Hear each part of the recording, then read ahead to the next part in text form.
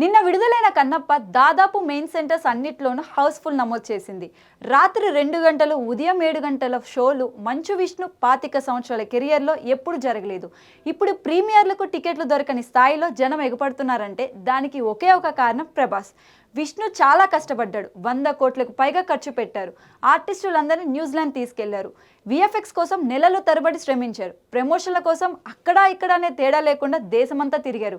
ఇవన్నీ ఎన్ని చేసినా ప్రభాస్ లేకపోతే ఫస్ట్ డే ఓపెనింగ్ తక్కువగా ఉండేది.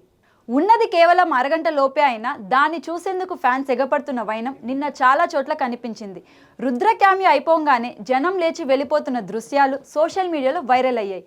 విష్ణు ఎంత మంచి పర్ఫార్మెన్స్ ఇచ్చినప్పటికీ జనాలు టికెట్లు కొన్నది first and main reason Prabhas అయ్యాడు. అలా అని తనకేం ఫైట్లు లేవు, ఎలివేషన్స్ పెట్టలేదు. శివుడాజ్ఞ మీద భూమికి వచ్చిన కన్నప్ప నెమలి మహేంద్ర శాస్త్రిలతో మాట్లాడి వాళ్లకు జ్ఞానోదయం కలిగించి వెళ్ళిపోతాడు. ఇంతకు మించి ఏం లేదు.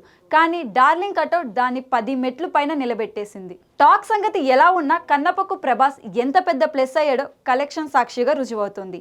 టీం మొదటి రోజు వసూలుకే ఇండస్ట్రీ హిట్ అని పోస్టర్ విడుదల చేయడం ఆల్రెడీ ట్రోల్ టార్గెట్ అవుతుంది. ఇదంతా ఎలా ఉన్నా చాలా సంవత్సరాల తర్వాత మంచు విష్ణుకి విజయం అందించే దిశగా కన్నప్ప వెళ్ళడం మంచు ఫ్యామిలీకి శుభసూచకం.